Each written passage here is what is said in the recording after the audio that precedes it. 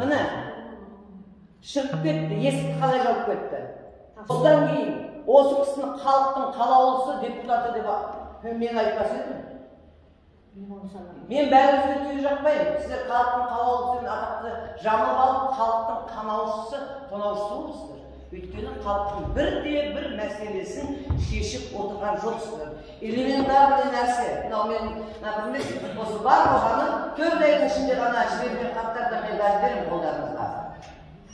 Осы барлық тек қана желтоқсанның емес, барлық халықтың басқадай нәрселерін біз жазылатынбыз. Осы 16 ұйым отырма, 16-дан әр нәрсе кемдегенде 100 адамның проблемасын, ол Қазақстан халқы. Бірде-бір наразылық білдірмедік, бірде-бір сайлауға басқа қарсы шыққан жоқпыз. Мүмкіндігінше қой, жас мемлекетіміз өссін, аяғынан тұрсын деп келдік. Бүгінгі күнде енді 35 жылда мына Қазақстан қанша бала келді? 35 жылда бұл дүниеден өтіп кетіп жатқандар да бар. Қазақстандарымыз пәтерде қаңғырып жүр. Сонда біз мемлекетіміздің, қазақтың көк байрағын көтерген қаһармандарымызды, күрескерлерімізді осылай құрметтейтін болсақ, галочка. Басқаға не істемейміз? Мынау халық, ауылды, елді жаңа айтып жатырмын кейін. Осы қаланы асырап отқан, қаланың ішінде большинство чиновниктардың бәрін асырап отқан бюрократтардың халық, ауыл. Ауылды вообще қойып қойдыңыздар.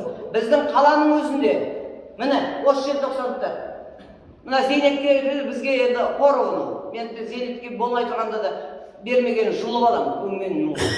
Но қаншамасы, медсправка деп жаңа Гүлмира айтты, больницаның өзінде. Қайдан шығардыңыздар медстраховка дегенде. Пенсионер болса, может біз айында 1000 теңгеміз төлей алатын шығармыз. Қарапайым халық жастар қаяқтан төлейді. Қаншама медстраховкалар болды фондтар.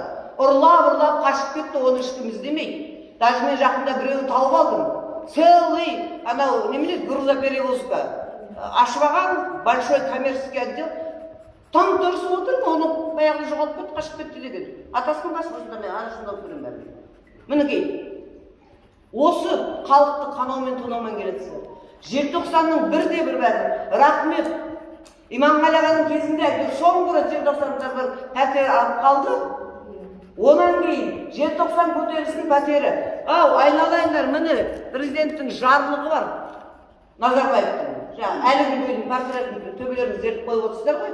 Алғашында қазақтың ұлы президент болды деп, ойбай арманымыз орындалды деп, бірінші шәкіртімізді Ақстанға атып шығып қолдаған осы желтоқсандықтар еді. Желтоқсандықтар қарсы шықпағаннан кейін халықта түбегейлі қарсы шыққан жоқ. Әр жерден айтып қойып жүрсе де. Ал сол президенттің жарлығы, мінекей қанша рет жаздық. Нұраға, менің жарлығым күшінен кеткен деп айтыңыз деп халыққа шығып айтпады. Ал оны соның жаңағы бір қазаннан қасқақ жеп отқан сіздер соны орындай алмайсыздар ғой. Назарбаевтың несін орындамайсыздар ғой. 2006 жылға дейін әйтеуір жаңағы бізде саяси қуғын-сүргіндер деген баптың ішінде желтоқсанның арнайы баптары бар. Сол орындалып келген. Онан кейін анау 2006-та ма, 2005-те ме, 2006-та ғой деймін. Анау Жармахан деген депутат болды. Білмеймін, 86-шы ала алмай қалған ақысын сол депутат спикер болған кезде алды. Желтоқсанға қатысты барлық жеңілдіктерді алып тастады. Онан бері жазып жатырмыз қақсап. Бірақ бірде-бір депутат Нұр Отандық депутаттар. Мен Нұр Отанға 2008-ден бастап Сұмотан деген атын қойғам. Неге?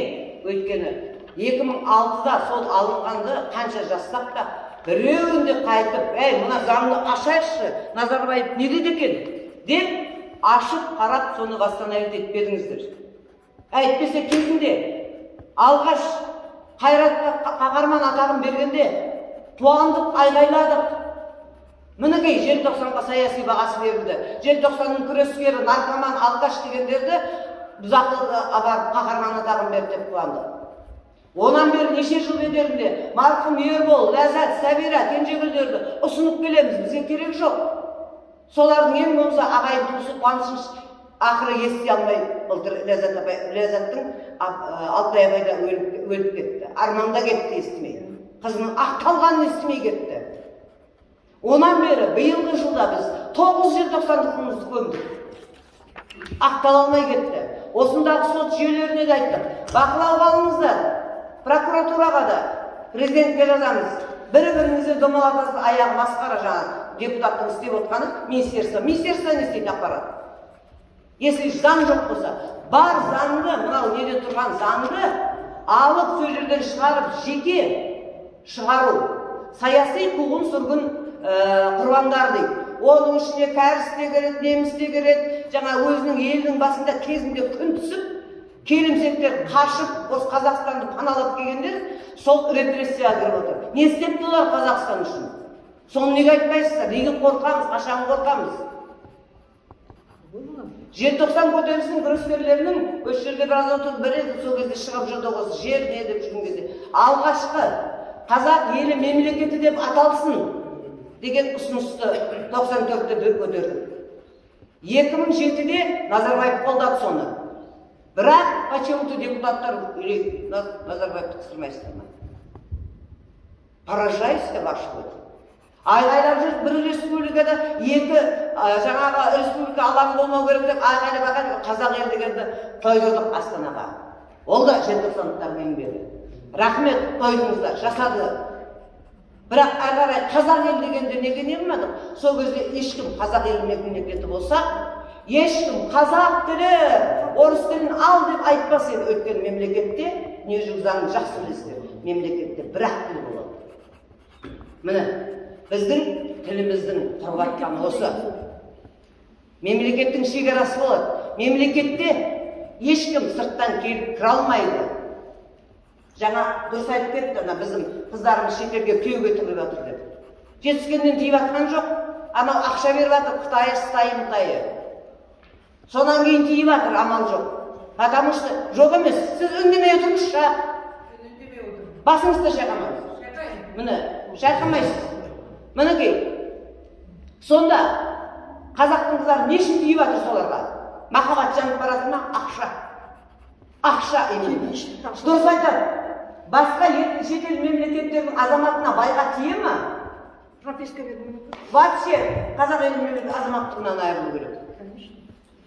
Мына, осыдан біз көтеріп бердім. Біздің желтоқсандықтардың жағдайын көріп отырсыздар да, бәрінде әлеуметтік жағдайы.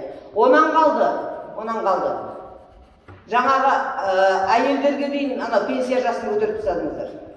Өздеріңіз ойлаңыздаршы, біз желтоқсан билікке таласпаймыз, бірақ біз халықтың қанын өле-өлгенше білеміз. Өле-өлгенше айғайласамыз әлі. Себебі жасын төмендету керек. Әйел адамдарды білесіздер. Ол бала туады, үйдегі тамағы бар, басқасы бар, сондай тірліктерімен шаршайды да. 50-ден кейін ешқайда барғысы да келмейді. Ол әйел жасын төмендету керек. Жарайды, ер адамдар 63-ке барсын, азамат қой. 60-та жаңа ғана жігіт бар, биші тоқал алуларына болады. Өкілемеңіз. Егер қалпын тыңдауға келсеңіз, если жазалыңызға сырым құсап шығып кетіңіз. Осы пенсия жасында, сосын мына жерде программа ұсындық. Қалай төменгі ақыларды, пособие болсын, пенсия болсын, қалай реттеу көтеру, президентке дейін жібергенбіз. Правительство жерде, финансовқа жіберді, сонымен көңілі қазан әлі көңілі қатыр. Медстраховка ол қалды.